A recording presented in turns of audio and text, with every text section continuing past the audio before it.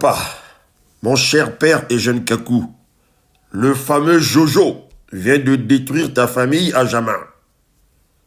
Jacques Kakou, alias Jojo, ce raté de plus de 70 ans qui a eu à faire la main à sa propre fille, mineure à l'époque, pour assouvir son désir d'être un grand chanteur.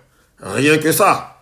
Escroc dans l'âme, ayant acquis la nationalité française de façon acrobatique, plus exactement en passant par des déclarations mensongères à la préfecture et le faux et usage de faux, finit par abuser le système social français.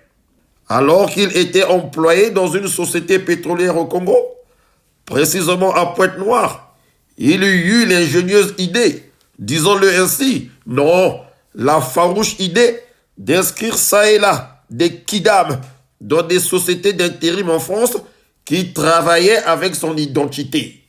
Comme vous pouvez vous en douter, le scélérate percevait en retour des sommes d'argent conséquentes de la part de ces immigrés sans papier qui n'avaient pas le choix.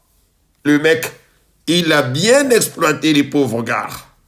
La police et le fisc français seraient bien inspirés de fouiner dans la vie de ce malfrat, de regarder dans l'armoire de ce complexé, on y trouverait des cadavres. Jojo, ce que tu viens de poser manu militari comme acte injuste sur une partie la plus utile de la descendance de ton cousin Eugène Kakou, mon père, tu le regretteras. Avec ta sorcellerie là, qui t'amène à être derrière l'avocat sans barreau le plus célèbre de la ville océane, tu finiras par broyer du charbon. Jojo, tu fais partie de la race des vipères à exterminer. Tu sais, Jacques, avec tes agissements là, en commençant par le fait que tu aies dépucelé ta première fille, la petite reine, avec laquelle tu as scellé un mariage diabolique, et depuis que cette dernière, âgée maintenant d'une trentaine d'années, refuse de coucher avec toi, tu es plus que vénère. Sorcier, je disais qu'avec tes agissements, ton comportement blâmable, je vais finir par donner du crédit à la rumeur qui sous-entend que tu t'employerais, lorsque ta libido est élevée, à abuser avec fougue ta généreuse propre maman. Ah Jacques, tu mérites vraiment ton triste sobriquet de Moudoumango. Hein, tu crois quoi dingue la vie? Et jeune est mort, tu as donné combien? Alors que tu en as reçu un tas, en guise de condoléances, de la part de pas mal de tes potes et des associations auxquelles tu es affilié. Tu penses que je ne suis pas au courant que tu fais partie des piètres membres de la famille Kakou qui se sont fait de l'argent, beaucoup d'argent, sur la dépouille de mon défunt père? Espèce de ripouva. Et Jacques, sais-tu que ces filles-là, à qui tu as remis la principale maison familiale à Djata de ton cousin, c'est vrai que toi et leur mère êtes des ressortissants de Bakongo. Solidarité oblige. Ces filles-là n'avaient pratiquement plus aucune considération pour leurs géniteurs, pour la simple raison qu'ils s'affichaient dans tout Paris avec la maman de ses 5 autres enfants de Wendy.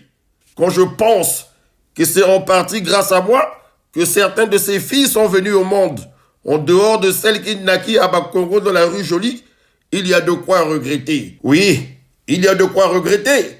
Je le dis parce que c'est moi, Elvis, à l'époque le chouchou de son père, qui portait le choix sur Simone au lieu de Kiki, après la regrettable rupture de mon père et ma maman, Albertine, Yatos, année 73-74. Papa, je préfère que tu gardes à la maison la tontine là qui prépare la bonne nourriture, avais-je dit innocemment à mon père, et il s'exécuta.